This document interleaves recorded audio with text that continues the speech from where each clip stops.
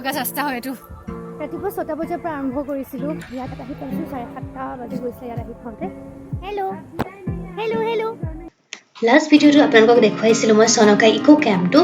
আৰু ইয়াৰ কাষতে কনষ্ট্ৰাকশ্যনৰ কাম চলি আছে চনকা ৰিজৰ্টৰ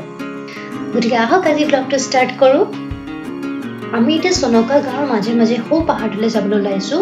ৰাস্তাটোদি একো গাড়ী নিব নোৱাৰি কাৰণ ইয়াতে সাঁকো এডাল আছে গতিকে আমি খোজকাঢ়ি যাবলৈ লৈছোঁ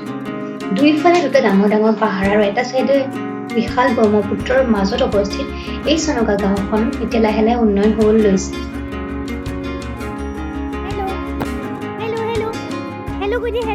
বহুতেই ভাল লাগে এনেকুৱা গাঁৱলীয়া পৰিৱেশ আৰু এনেকুৱা জুপুৰি ঘৰবিলাক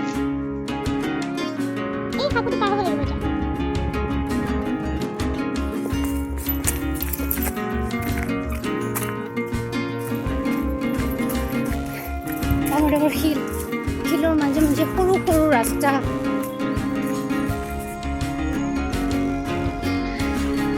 এনেকুৱা পাহাৰীয়া ওখ গৰাৰ মাজেৰে অহাটো মোৰ প্ৰথম অভিজ্ঞতা এয়া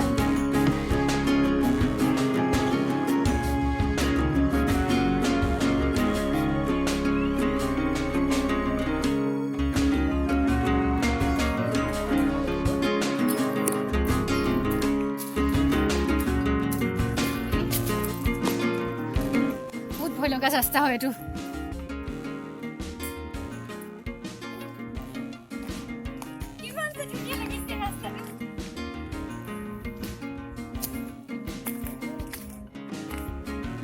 মই এটা দুঃসাহসিক কাম কৰিলোঁ মোৰ কাৰণে দুঃসাহসিক কাম মই এই এঢলীয়া পাহাৰটোৱেদি ভালকৈ দেখাইছোঁ ৰ'ব মই বহি বহি নামি আহিছোঁ এই এঢলীয়া পাহাৰটো দেখা পাইছোঁ ওপৰৰ পৰা এইখিনি নামি নামিকৈ আহিছোঁ পিছল নহয় তথাপি বহুত ভয় লাগে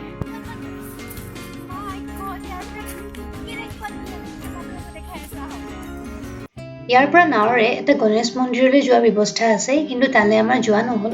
দেৰি হোৱাৰ বাবে আমাৰ তালৈ যোৱা নহ'ল এইটো কি অকণমানি ৰাস্তা বাপৰে এইটো বহুত আপ হয় এইটো ভিডিঅ'ত কেনেকুৱা লাগিছে মই নাজানো এইটো বহুত আপ ৰাস্তা হয় একদম আপৰ এটা শিলৰ ওপৰত উঠিছোঁ যেনে তেনে ইয়াৰ পৰা গোটেইখন ধুনীয়াকৈ দেখা পোৱা যায় মই আপোনালোকে দেখাই আছোঁ কিন্তু প্ৰথমতে মোক চাই লওক মই ক'ত আছোঁ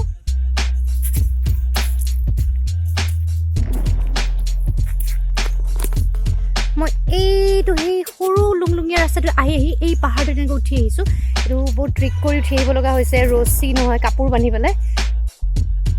আৰু ইয়াৰ পৰা চাওকচোন আৰু এইটো হৈছে ওপৰৰ পৰা কমপ্লিট ভিউ সেই পাহাৰটোৱেদি আমি আহিছিলোঁ যেতিয়া আমি চনকালৈ আহি আছিলোঁ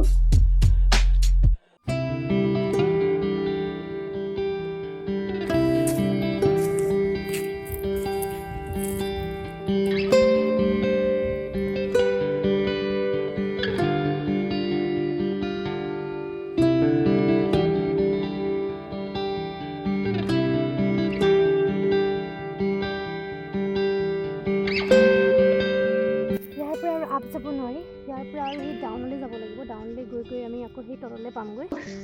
বহুত আপত আহি গৈছোঁ আচলতে ইয়াৰ পৰা চাৰাউণ্ডিংটো হৈছে এনেকুৱা পুনৰ সেই পাহাৰীয়া ৰাস্তাৰ মাজেৰে আমি উভতি যাব লৈছোঁ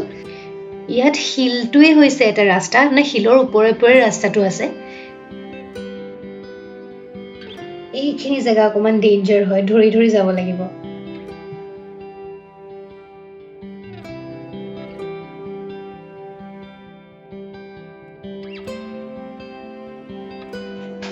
আজি কেইবছৰমান আগলৈকে বাহিৰৰ ঠাইখিনিৰ লগত চনকা গাঁৱৰ যোগাযোগৰ ব্যৱস্থা খুবেই বেয়া আছিল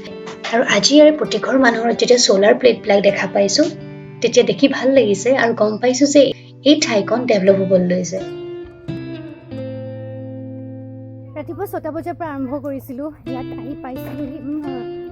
ৰাতিপুৱা 6:30 আৰম্ভ কৰিছোঁ ইয়াত আহি পাইছোঁ 7:30 বাজি গৈছে ইয়াত আহি পাওঁতে সেইকাৰণে এতিয়া আমি আজৰি হ'লোৱে গোটেইখন ঘূৰি মেলি 9:30 হৈছে এতিয়া গুৱাহাটীৰ পৰা ইয়ালৈ আহোঁতে লাগে খুব বেছি 1.5 ঘণ্টা চনকা নেচাৰ কেম্পৰ অভিজ্ঞতা আপোনালোকৰ সৈতে মই শ্বেয়াৰ কৰিলোঁ গতিকে ভিডিঅ'টো চাই কেনেকুৱা পালে জনাবলৈ নাপাহৰিব